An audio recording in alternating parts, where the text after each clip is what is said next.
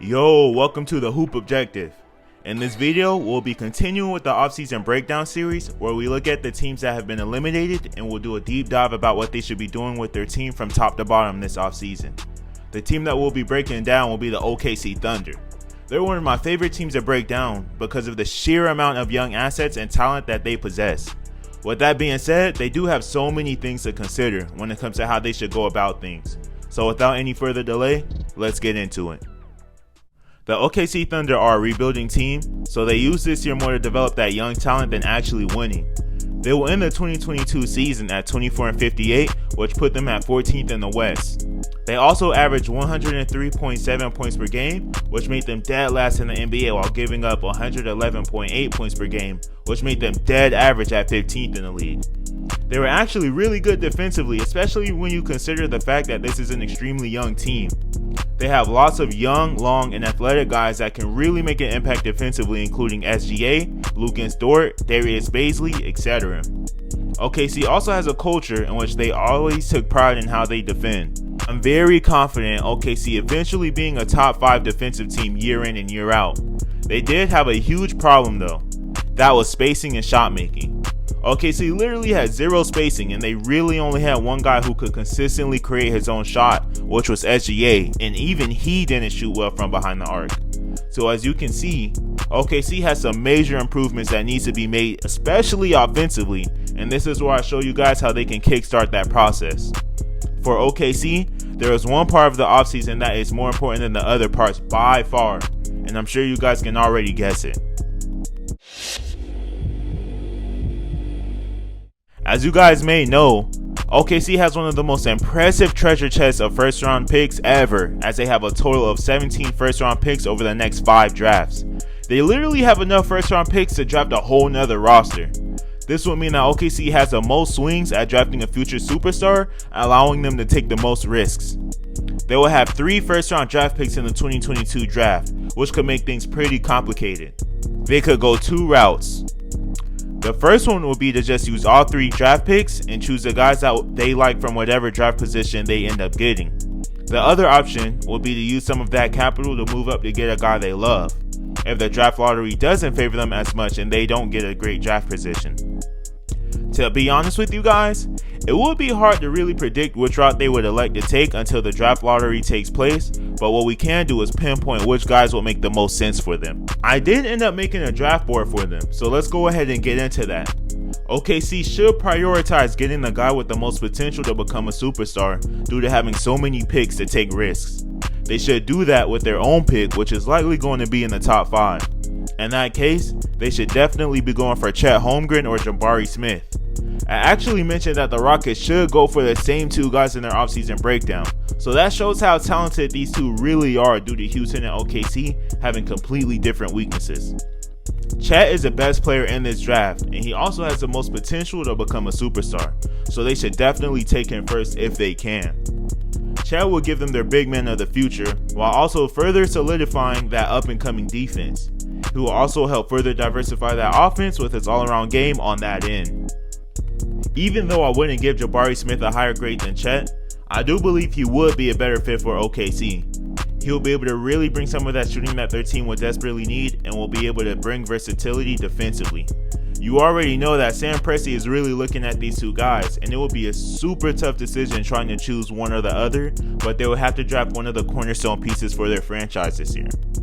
With some of their later draft picks, they should really look into getting guys like Ochai Agbaji, Nikola Jovic, and Ty Washington. When it comes to Ochai, he is literally the exact player OKC needs to add to that roster. Even though he was a senior, he is the most NBA ready player in this class. He was arguably the best shooter in college, shooting 47% from the 3-point arc, and he is also a 6'6" forward with a 42-inch vertical and is very switchable on defense. When you pack that in with leading Kansas to a national title, with him making timely shots time and time again, OKC has to do everything they can to get this guy on their roster, even if they have to trade up to get him. When it comes to Nikola Jovic, he is a 6'10" forward who can shoot, dribble, and pass at a very high clip.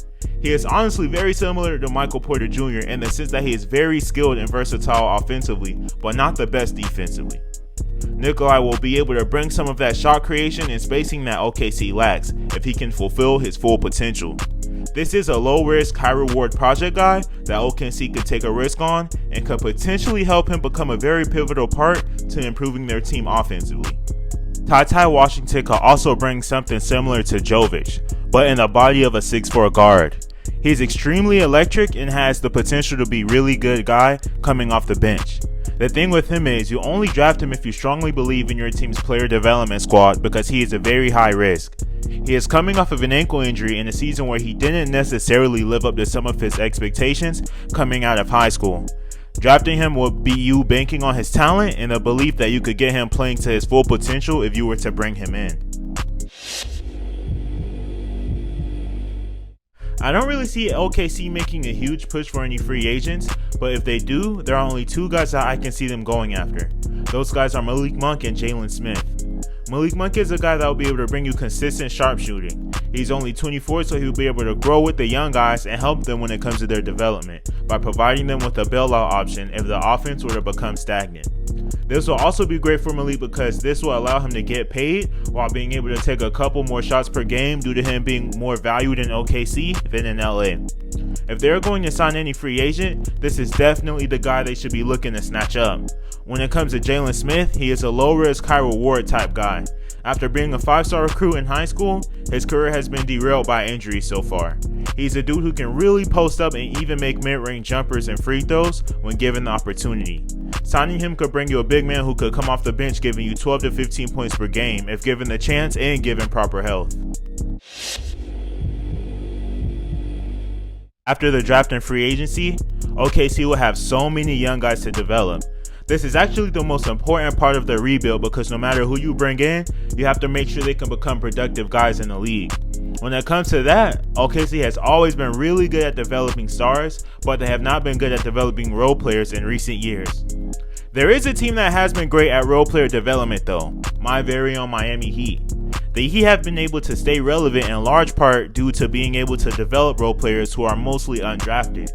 The Heat are able to do that because they really take advantage of their G League affiliate, the Sioux Falls Skyforce. There have been so many guys that ended up being able to contribute to a championship contender in the Heat, like Duncan Robinson, Gabe Vincent, and Max Strus, and that's why I would say that OKC should really use their G League affiliate, the Oklahoma City Blue, to accelerate their young guys' development. I'm not saying that they have to find these undrafted diamonds in the rough that the Heat are continuously discovering, but they do have to get some of their young guys in there to get them more shots and touches to be able to rapidly get better and more experienced. I believe that if you were to give guys like Ty Washington or Nikolai Jovic significant time in the G League, those guys will be able to really learn a lot about what's expected of them in the league, and they'll also be able to learn more about their own games and how they can make the largest impact possible on an NBA level. The G League is a very underutilized tool in my opinion, and if OKC can take advantage of it to the fullest, that will really improve the likelihood of success of their rebuild in the long term.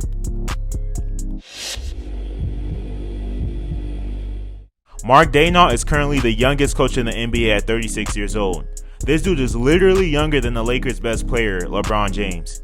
He was an assistant coach of the Florida Gators from 2010 to 2014 and was head coach of the OKC Blue from 2014 to 2019.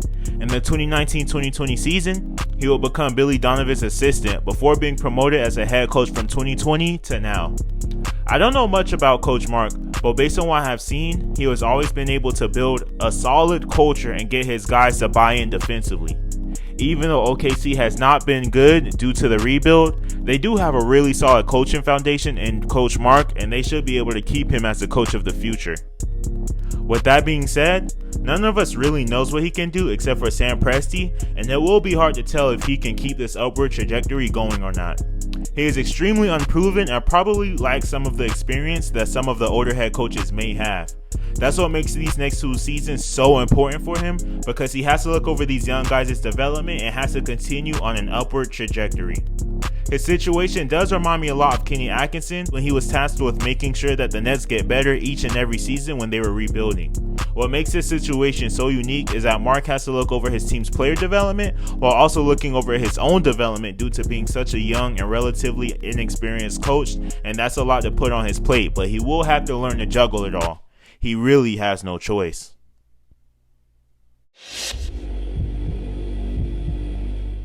Now it's time for those honorable mentions.